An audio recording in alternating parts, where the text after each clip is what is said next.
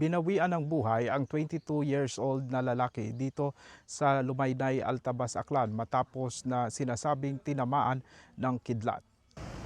Binawian ng buhay ang isang 22 years old na lalaki matapos tamaan raw ng kidlat habang nagpapastol ng alagang kalabaw sa barangay Lumaynay, Altabas, Aklan.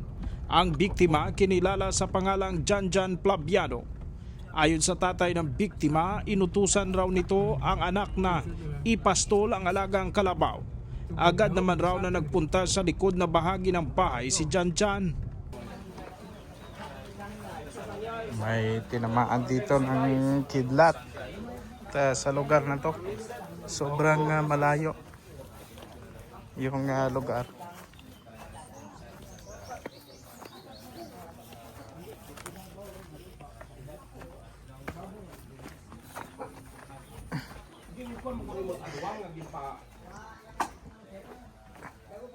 Ito raw yung lugar kung saan nakatali itong ipapastol na kalabaw at dito raw nakita itong bangkay ng biktimang si Janjan na nakahandusay na. Ayon kay Tatay Manuel, inutusan niya ang kanyang anak nung mga oras na yon na kunin ang kalabaw para ipastol dahil gagamitin nga ito sa pag-aararo. Pero nung mga oras naman daw na yon ay napakaganda ng panahon, napakainit pangaraw ng panahon nung mga oras na yon. Kaya hindi niya talaga inaasahan na may kulog at kidlat na mangyayari at matatamaan pa yung kanyang anak. Hindi ko ito pagsuguan lang nga dahil kadelikado nga ni. Miski ako mga... Kung masama raw talaga ang panahon ng mga oras na yon, hindi niya talaga uutusan ang kanyang anak. At maging siya, hindi talaga siya kukuha nung kalabaw kung masama ang panahon. Masaya nga mga nabi, mga base mga gagawag kita matuod sa kainit. Miski sino yaro ko tanong nga tao nga nakasayod kita sa minatad kurato nga pangurason sa kainiton. Sayod nga sayod yaro tao sa palibot dahil kababo ka mong gagapit iya. Sago po kudagogdog. Sambilog mo lang gihapon nagupok wa matmas niya nagpasigunda. Matapos utusan ang kanyang anak na kunin ang kalabaw o ipastol, ay doon na nga nakarinig sila ng isang malakas na putok. At ang kanilang suriin ay nakita na nga itong biktima na nakahandusay dito sa likurang bahagi na ito ng bahay nila. Ipinakita rin niya sa amin yung sitwasyon ng punong kahoy na isa sa mga tinamaan ng kidlat. Ito na nga, makikita ninyo sa video na halos parang nabiyak yung itaas na bahagi nitong kahoy na ito. Nang madatnan nila ang sitwasyon ng kanyang anak ay agad raw silang naghanap ng multicab para madala sa ospital ang biktima. Sobrang layo po nitong lugar na ito mga kapobre, papunta sa Maybayan para papunta sa ospital kasi nga sa aming pagbiyahe sobrang malayo ito at bundok talaga itong lugar nila. Mataas na bahagi ito ng Altabas, Aklan. Anang pagsugo gumawa kat imaw, ang pagupok, nagguwa-guwa kami ay sinamon, base kun si Janjan ay siyempre nagupok. Ang ihi mo pag sanwang, ay matuod ginusoy namon ay ginasiningitan wa man kami nakita. Hindi raw agad nila nakita si Janjan at inakala nilang dahil sa putok ay natakot ito at nagtago. Ay asa kapag to iya ay nano man yan ay hakita on di karon kami nagsiapo ag halang pag ano roan ang plastada pag abot ni. kaya Imaw. kaya git imaw. Tapos anong itsura? Ay Nang makita nila si Janjan sa bahaging ito ay sunog na raw ang mukha nito. dog sus nagkugbot tamit minat tuod. Usoy namon do nga nagsininggit kami nga diyan sinamon si Inkad diyan. Hawag nagasabat. Madagagan kun ako ito base makakibot imaw ag hinadlukan ag magdagat sa Nilagang kusiin. Yes, nga sininggitan man mo ka nga manghod nga meron man. Oo. Hay ginainosoy sus naabot kami iya hay kita na nakaya mo di kara. Ay. Yara nang umo di kara. Yara nang sike. Di kara no kagat ko anwang pero anwang di kara dayo sa kutiyo. What may igo do anwang? Wa di kay nimo kara anwang pero daamo na ako nanda ya arang sinungawan to ano. Ate yung buhok nga ra. Oo, hay di kara imo na sila mi. Amigo di karon. Oo, tapos ay ora na nga igo pa sa babaw. Pati harandanan ko santo. Pero ratot anin wasa ko. Ay, Ay, hato. Iba ta siguro sir do itong magtunga ko iba tarayan dato matay ka na kara. Wasak. Oo, ray mga buho ray sir. Grabe tagali no. Para mabigyan tayo ng babala at tips kung paano maiwasan ang kidlat, minabuti naming makipag-ugnayan sa PDRRMO Aklan OIC na si Mr. Jeffrey Hismundo. So, pero kilat abi naton is thousands tabi mount nga volts ron eh. 1,000 volts taron imaw nga kung sa siin pwedit ang gid nga hinaling nga ikamatay itaton nga biktima. Namat nga ni karon it will reach as much as million volts kung mabahugid na agin nga klase nga kilat imaw. No, but on that particular nga scenario, kung clouds malang may mga maisot, definitely maintok malang mo, but it's still enough para patyo no yung isa yung ka persona na ton nga maiguan na nakarong kilat. Dito ay tinanong na namin si Mr. Hismundo kung ano ang dapat gawin ng ating mga kababayan sa panahon ng pagkulog at kidlat. Kung sa loob ng bahay, ano ang dapat gawin at kung nasa labas naman. Unang-una siguro hay kung outdoor ka, big sabihin sagwa ka it imong mga panimagay, no? Or gagawa ka it imong panimagay. So unang-una, tandaan naton no nga kung wa man it panganod, no, wa man it clouds, wa man it diyon nga lightning. So tan-aw naton no, siguraduhon anay naton kung kamusta ro panyempo, cloudy baga imaw or sunny or kita baga may mga cumulonimbus clouds una or nimbus clouds nga available sa aton nga kahawaan or sa langit. No, because those are signs na pwede magkaroon ni thunderstorm.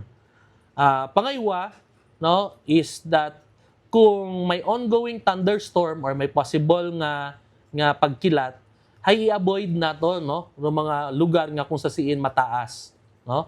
Dahil as I mentioned earlier, rukilat nagaabat rin sa mga mataas nga bagay. Sa panahon ng thunderstorm, iwasan raw na pumunta sa matataas na lugar. Ganon din ang pagsilong sa ilalim ng punong kahoy. Kalimitan raw sa mga tinatamaan ng kidlat ay ang mga matataas na punong kahoy tulad ng niyog. Or kung ano man una nga bagay nga mataas. It is an evidence that our the theory naton nga kung ikaw ay mataas ay talagang ikaw ay posibleng iguon it kilat sa royon nga location, no? Ngani kung ikaw ginatawag kang putot ag ito ka sa open field ag inigo kat kilat, ikaw na ang pinakamataas. No? Oo. Kaya kung nasa bundok at biglang lumakas ang kulog at kidlat, agad raw na pumunta sa pinakamababang lugar. Iwasan rin daw ang matubig o basang lugar. Sa mga tip of the mountain, bukod gid ideal nga mag-mountaineering kung may makaruyon nga experience. No? And likewise, iwas gid sa mga basa nga lugar. Like for example, sa dagat, sa kasubaan, sa lake, no, or sa mga irrigation yarn, or sa mga kaganasan naton. Katulad raw na nangyari sa Libakaw, Aklan, na habang nagtatalok ang mga magsasaka, ay tinamaan sila ng kidlat. Umigo o kilat sa ganas, siyempre may tubi, ay nakuryente ra itong nagatanom nga to. Tanan sa nanaigo it, kilat. So, doon mga ano naman ang dapat gawin kung nasa loob ka ng bahay at patuloy ang thunderstorm? Indoor, sa sugod kat bagay. So unang-una, no, i-shut off naton ro aton nga main power switch, no? It aton nga bagay. Dahil dahil sa taas raw ng mga poste o linya ng kuryente ay madalas rin itong tamaan ng kidlat. Mga nga bagay, no? So kung mataas yung mga bagay, ag iguon ni mo kilat, posible abiron nga ma-surge rong kuryente or madagagan do kilat padto man sa sugod mga panimagay. Ag kung una ari imo nga bagay mayapit, so definitely tanan nga nakasaksak nimo nga mga equipments, no, tanan nga nakasaksak nimo ina nga mga freezer nimo na TV gubo na, no, maguba gid ron nimo dahil nga sa sobrang kabaskog it surge it kuryente nga nagsugod sa imo nga bagay. Pangaywa, stay away from electrical gadgets, no? Doon siguro namba ninyo nga kung ga-text, ga-call. Pero evidently, wa pa man kita napatunayan, no? Unless otherwise, sa mga remote area, siguro naton nga gausoy sa signal, nagsaka sa bukid. So kung magsaka sa bukid, di ba, gi-violate yung dahil mo sa outdoor, no? So that means pwede ko maigo dayon. Ngani ay kung sa sugod ka matingit bagay, cellphone ka, wa man taron problema. It's not just nga gumawa kay kaut bagay nagiging problem dayon. So mga electrical gadgets naton, TV naton, computer, laptops, and everything nga nakasaksak, no, sa aton nga diyon nga outlet dahil nga ni pwede mag-surge o kuryente sa rin nga ron nga power cables naton. Sana ay makatulong itong mga tips ng PDRRMO Aklan sa mga kababayan natin. Safety position. Siguro ipakita ko lang, no, aton nga lightning safety position. Since kung lutaw ay maalam-alaman sa outdoor. sa outdoor Oo. lapitan na Pasko ng mga kilat. So, medyo makararo ni Mao, no? The lightning safety position. So, kung makita ni mo, nag-straddle ni Mao, pero pinaka-important sa raya nga position is your heel. No? Sa imo nga buog, ito imo nga siki, nga kung sa siin, dapat hay magtabo. Gatabo imaw. Why? Because kung rukilat, umigo sa puno, wala girong gastap inaroan nga surge it kuryente. Or to the ground, wala gigastap. Gadagagan para ni Mao until sa time sa nga capacity. So kung ina ikaw magapit, for example, makaraya ikaw, no, ro kuryente masaka imaw sa pinakamagapit nga siki and then goes to another foot and goes back to the ground. So wala imo nga problema. But then the problem is kung wa nakatabo ro imo nga buo, no, hay do problema dayon is that masaka ro kuryente sa imong gawas, no? Ma-shock na ro imong mga internal organs, and of course, doon mag-cause nga ikaw ay mamatay, no? Or mamatay ro aton nga victim. So, another option, another pagigkarang nga reason is just kung magsakdat abi ikaw, it will make you a smaller target. So, kung may mga mas mataas una nga puno, hay natuon doan na nga paggagagson yung dayon natong mataas na to, bukon yung dayon ikaw. That's why dayang nga lightning safety position haging ubra, no, itaton nga mga expert. As for them, raya kuno hay proven nga effective, no, sa aton nga mga possible nga magiging victims, no, for lives for lightning. And doon siyempre, kung maglipas mataro clouds niya to, iupad yung matemakonsin niya to, ay pwede yun. At kung makita ng nakalagpas na ang mga ulap sa lugar, ay pwede naman raw agad na tumayo na.